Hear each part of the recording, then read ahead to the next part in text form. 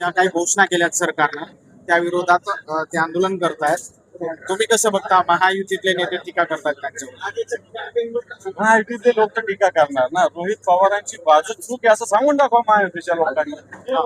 कर्जमाफी फसवी आहे का नाही सांगून दाखवा. ही कर्जमाफी आहे का कर्ज वसुली आहे महायुतीच्या नेत्यांनी समजून सांगावं. 2019 ते 2025 कोणत्या अँगल लावली? कर्जमाफीला कोणतीही मुदत नसते. कर्जमाफी 2019 ची काही जणांची बाकी, 2017 ची बाकी, 2008 ची बाकी. बरं, आता तुम्ही कर्ज ज्यांनी काढलेलं आहे त्याच्याकडे 2 लाख 3 लाख झालं तर तुम्ही 2.5 लाख भरा, मग 50,000 माफ करतो, म्हणजे वसुलीच झाली. त्याच्यामुळं मला असं वाटतं रोहित पवारांनी जे आंदोलन हाती घेतलं ते बरोबर आहे. कारण सत्ताधारी पक्षाच्या लोकांची भाषण आठवा, नाही तर दाखवतो आम्ही तुम्हाला विधानसभेच्या 7 कोरा कोरा कोरा म्हणत होते. करा ना कोरा, कोणी थांबवलं?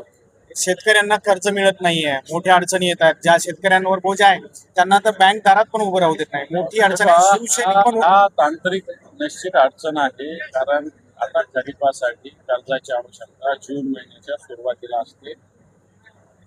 कर्जमाफीमुळं बऱ्याच शेतकऱ्यांनी कर्ज फेडलेलं नाही, त्यामुळे ते थकीत आहेत, डिफॉल्टर आहे. डिफॉल्टर शेतकऱ्याला बँक काही कर्ज देऊ शकत नाही.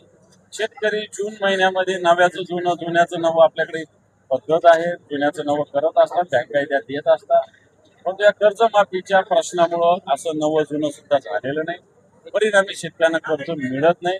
त्यामुळे एकीकडं कर्जमाफी नाही, एकीकडे बँक कर्ज देत नाही. अशा दृष्ट चक्रामध्ये शेतकरी अडकलेला आहे. मला वाटतं याचं नुकसान मोठ्या प्रमाणात शेतकऱ्यांचं होतं. या दोन्ही मुद्द्यावर शिवसेना काही आंदोलन करते. शिवसेनेनं 16 तारखेला संपूर्ण मराठवाड्यात नव्हे तर मला असं वाटतं महाराष्ट्रात, मला मराठवाड्याची माहिती आहे, सगळ्या जिल्ह्यामध्ये मोठं आंदोलन आम्ही करतो.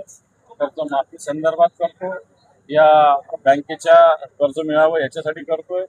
वीज मिळत नाही अखंडपणे, त्याच्यावर आम्ही आंदोलन करतो. जो 33,000 कोटीचं पॅकेज सरकारने दिलं होतं त्याच्याविषयी सुद्धा आम्ही आंदोलन 16 तारखेला संपूर्ण मराठवाड्यात करतो. तुम्ही विधिमंडळात असतात, कधीपर्यंत कर्जमाफी होणार आहे? कारण सरकारने जे दिलेले दावे होते, दिवस होते, ते सगळे निघून गेले.